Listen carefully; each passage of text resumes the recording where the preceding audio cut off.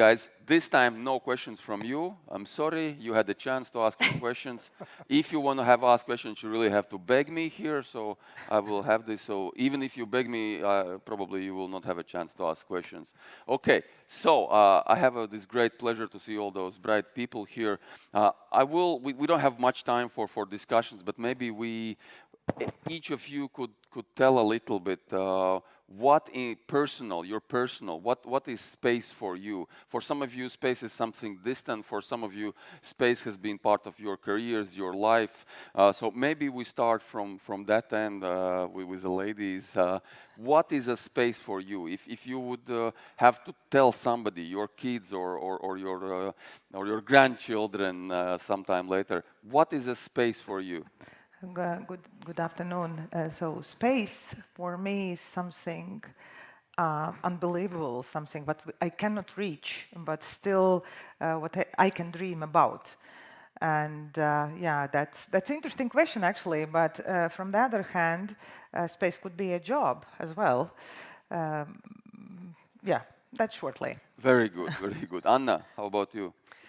Okay, so I think for me space is adventure, and it's been from childhood, like thinking about space.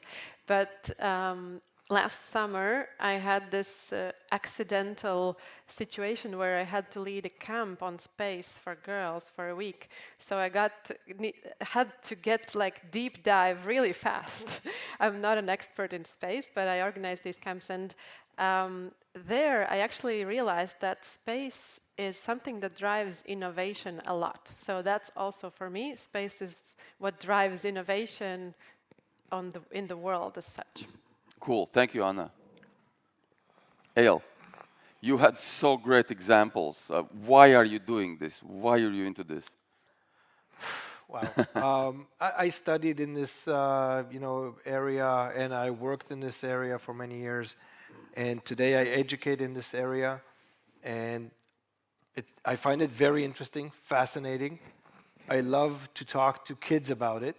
They have amazing imagination, and you see how, you tell them something and you see the light bulb just light above their head, which is very, very nice. And now I have an 8-year-old kid that once a week says to me, "Hey, Dad, one day both of us will fly to space." Oh, And that's, my God. that's everything.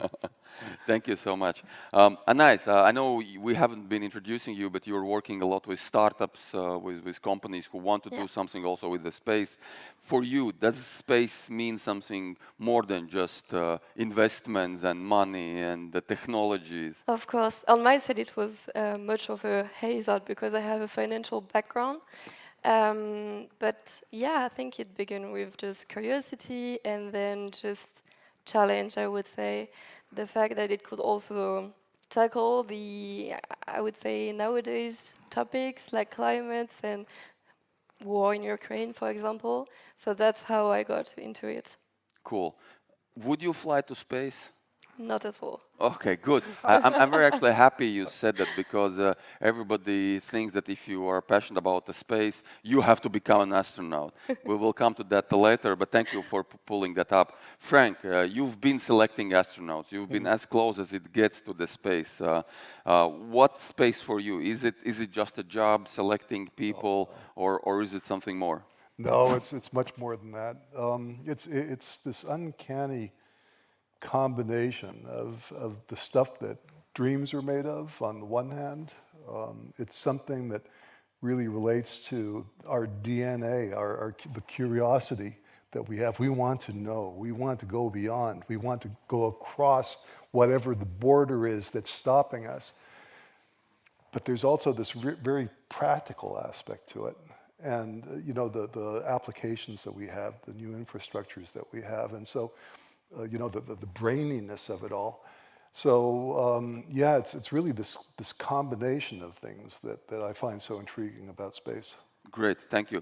I want to bring up a little bit from a different angle if we look on the space industry and human capital. Frank, you mentioned a lot about we need STEM engineers and scientists in STEM who would support the space industry. I would like to ask all of you, do you believe there's a place for people who are not good with math, who are not good with engineering, who cannot fix things, but who still like the space, who believe that we as a humans will be going to space, who still get excited about watching on the rockets, but they realize I would never build a rocket. So is there a career possibilities for young people who are not in science, who are maybe more in the social sciences? I don't know anybody who wants to feel like sharing. Frank, you start. Yeah, I can at least do the start.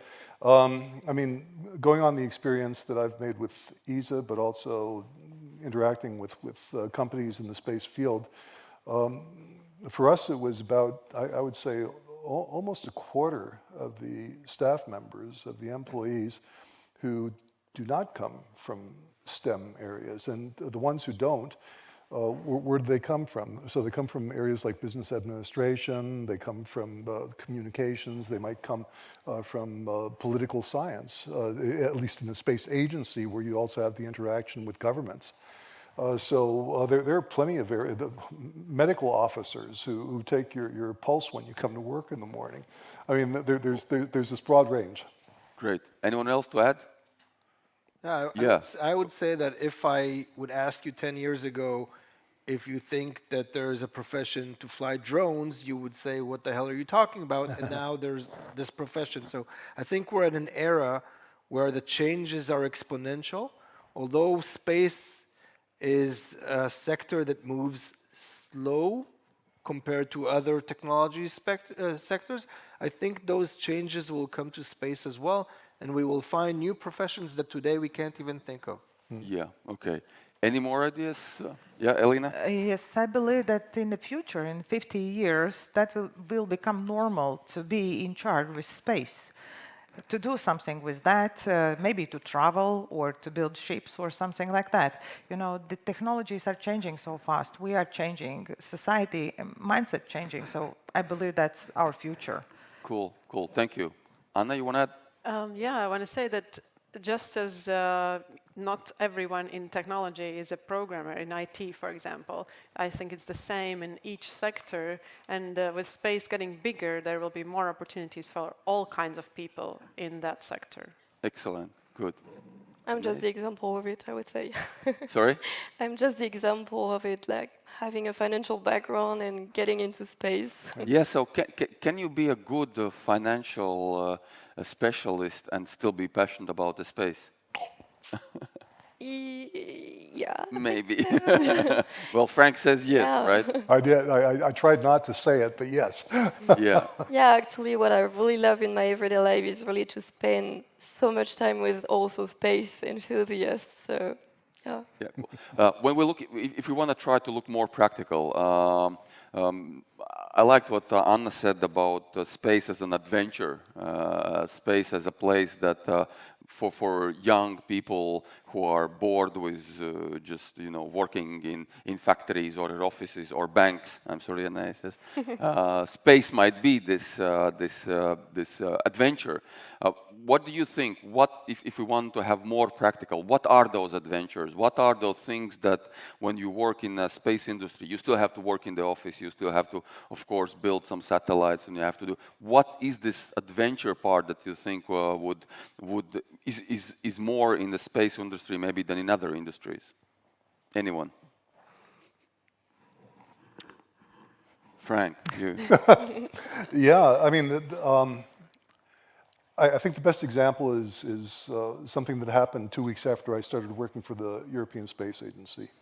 There was a launch of the ERS-1 satellite, and there was this room, like this room, with the projection of the launch taking place, and the room itself was so quiet that you would have heard a pin drop.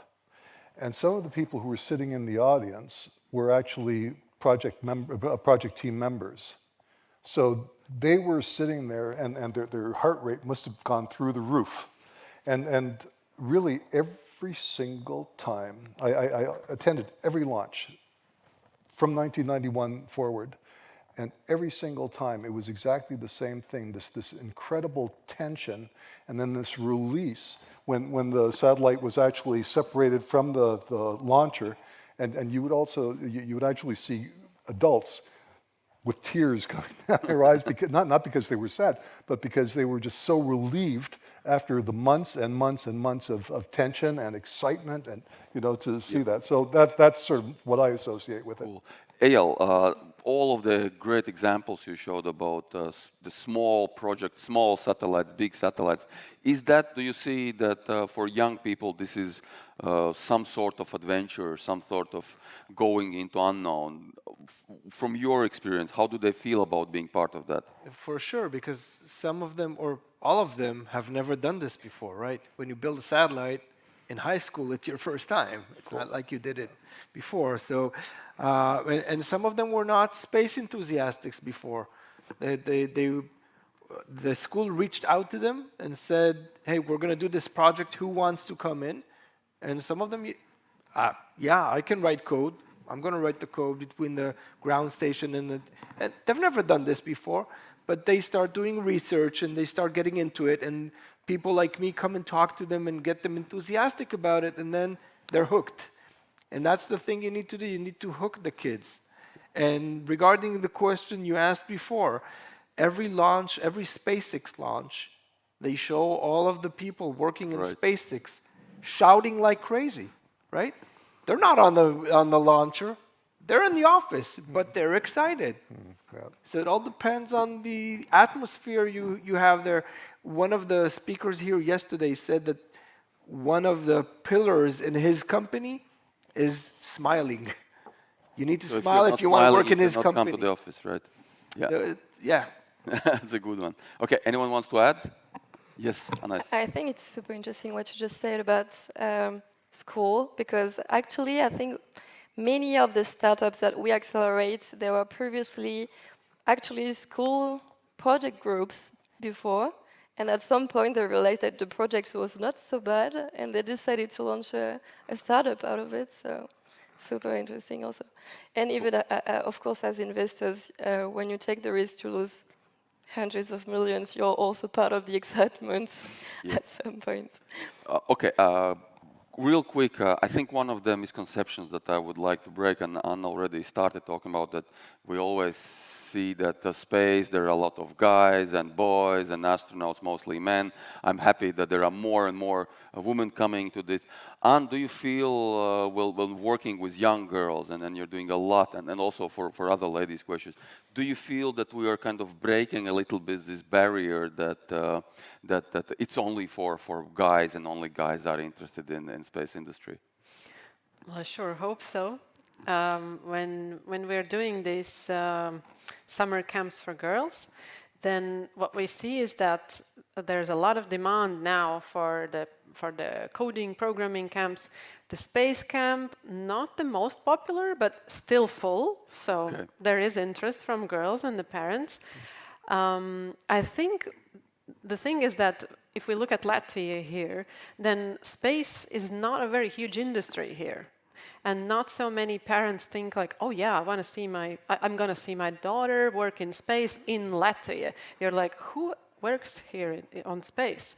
So there is this question, and I think that the center that's coming up, that's going to be a great promoter of the whole industry, and also more girls will be interested in that. So we're working on it. Also, the movies industry is working on it with the recent Hidden Figures movie, and like actually showing that women have been part of the space history. So I think it's a lot about these role models and breaking the stereotypes that actually women have been there from the very beginning, they can be there, and there's a lot of exciting stuff to do. Yeah, great. A small anecdote. I have to add that the society is changing, and the attitude to everything is changing, and I believe that this is just a question of time, because more and more girls are interested in that, and a new generation comes in. So that's basically that. I believe that this is really that there will not be two generations in that, just everyone. Excellent, very good. Eyad, you wanted to add? Yeah, just a small anecdote. Go and see what's going on in the United Arab Emirates space program. More Okay. than 50% are women. Women. More than More than 50% there That's in the amazing. program are women. Very, very. And this Absolutely. is, and I'm not saying this in any way, but this is an Arab country where, you know, it's different. More than 50%, not only in their space program, but in other technological programs, are women. Very, very interesting. Cool.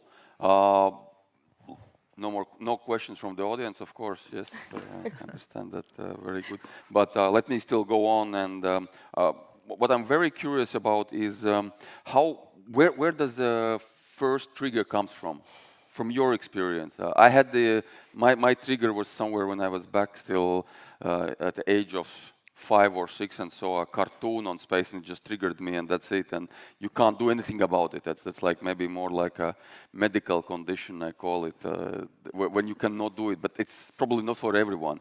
So what do you see from maybe Ayed also from your experience on working so much with kids? So what are those triggers? Also, Frank mentioned this trigger with his grandson when he's just 17 and he turns into space. So what do you think are those triggers that we could maybe create on purpose to have more people be triggered by space? Ayed, maybe you go. I think, I mean, I know for myself, I was not a space geek from a young age. It came to me at a later age. It came from a specific event, and I think specific events are very nice triggers for people in general and for kids as well. Showing them that the calculations that they study in school, there is something to do with them, because like for my girl, when I talk to her about math, she says, I'm never going to do anything with this. And I said, well, you go to the store, you buy something with money, you need to know how much change to get back, so you need to know the basics of math. And then she says, yeah, but all the angles and all that stuff, I'm never going to use it. And showing them in 2D and in 3D that they will use it, letting them be immersed inside in VR or something like that, and showing them how it is used could trigger something with Cool. kids. Yeah, it's good. Frank, Anais? My answer will be, I think, much different from yours. Actually, I can remember the exact day I got triggered by space. It was when I read the news about Elon Musk sending tourists into space.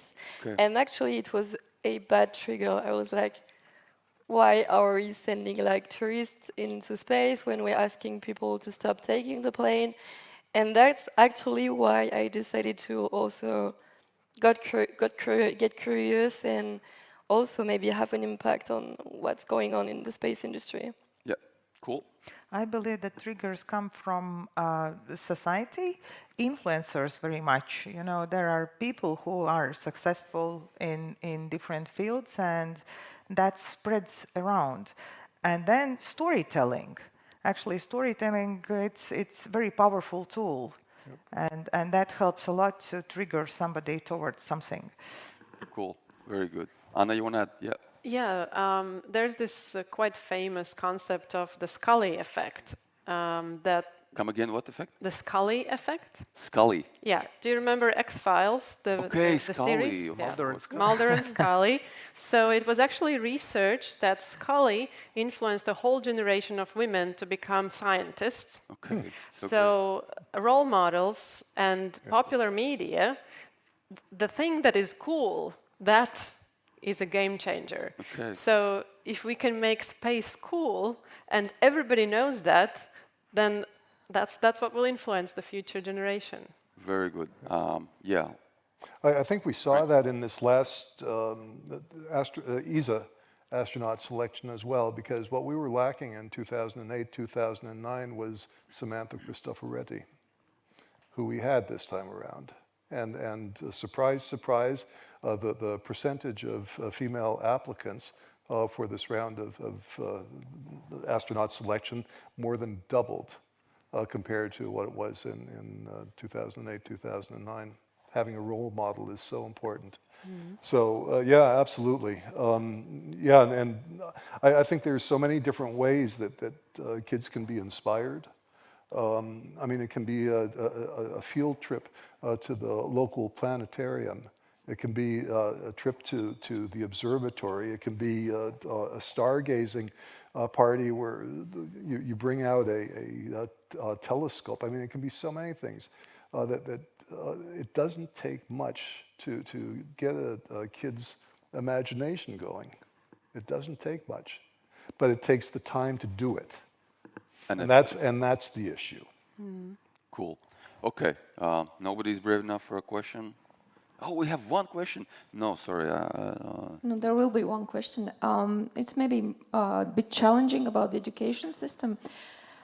Frank presented that actually there are physics teachers that are learning about space. So one thing is triggering interest in kids. So maybe we need like a reform in the education system, meaning that the teacher should be actually taught how to teach STEM more interestingly, how to be taught about other areas, not only classical physics, but also about space, about examples. And for example, when I was growing up, we actually had astronomy as part of curriculum, a mandatory. So, but then this, in all their wisdom, they decided to take that out. Maybe there is actually a question not only about raising the interest, but also putting in place some mandatory stuff, like some mandatory curriculums that allow to get to know the space, the various fields, because we know that kids usually are a bit lazy. Thank you, Tia. We got the point. Ayat, you actually mentioned about teachers, right. getting physics teachers. Yeah. Do you find them compulsory or to do this, or they come up in front and do it? And I know not all of the teachers, and I think what Tia is asking, that of course, can we get all of the teachers excited about this, or it just should come naturally from the teachers? No, it must come naturally. If it's not naturally, they're not going to talk about it naturally to the kids, and the kids are not going to like it. We have both the group of educators that I showed in my talk, which are all people that are enthusiastic about space. Some of them are physics teachers, some of them are geography teachers, some of them are in space. You need chemistry as well to build launchers. So there are different types of teachers. We have field trips to different space industries, and we sit there and we learn about how it is to build a satellite, how do you build a launcher, other stuff like that. So the space industry and the Ramon Foundation gets the teachers enthusiastic about it, and then it's easier for them to get the kids enthusiastic about it. That's one thing. A second thing is there's a very high-end institute in Israel that's called the Weizmann Institute, and there you do a master's, PhD, post-PhD in different areas. And inside the Weizmann Institute, they opened an institute specifically for teaching teachers science. Okay. And they have a group of people that all they do all day long is think of what are the best ways to teach teachers about science, to have better science teachers. So you got to start from the infrastructure and build it up. Good. Okay. We actually have less time left than initially expected, and you will have a chance to grab the people in front of you and speak with them privately. But I would like to finish up this panel maybe with a short idea from your side that's been always on the table for everyone when we talk about space. Why should we spend money in space instead of fixing roads, instead of paying teachers bigger salaries and so on? Why should we as a humanity invest more, or maybe not more, but enough in space instead of fixing the problems here on Earth? Frank, you go. Notice this long silence. Where do I begin? Because there are, and it's not a fabrication, so many benefits that we have at the societal level. If I look at improvements in infrastructure, products, think about transportation safety, just as one area, the dramatic decrease of accidents because of our improved meteorology. To think about the communications that we have, the fact that half of us in this room right now are looking at their iPhones or Androids, the fact that we can communicate that way with people. And this is really only the beginning. And by the way, let me just throw this in real quick and then I'll stop, but think about this. The cost of all the benefits that we have in space in Europe today amounts to one movie theater ticket per European. And for that, we get all the meteorology, we get all the telecommunications, we get the navigation, we get the human space flight, we get the whole shebang, one theater ticket. That's a good example.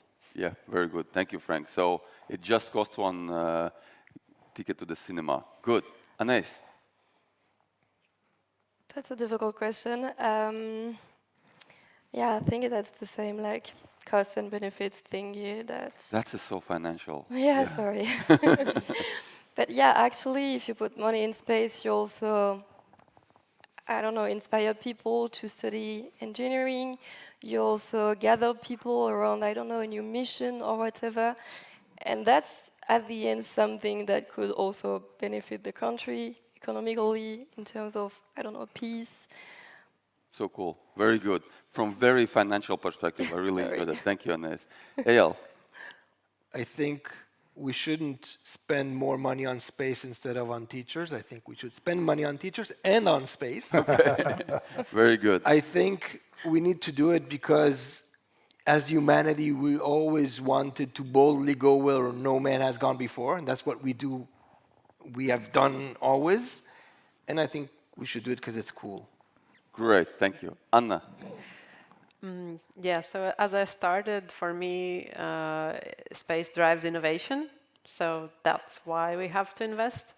So it is about this excitement and the new things that we get, actually, that we can use here.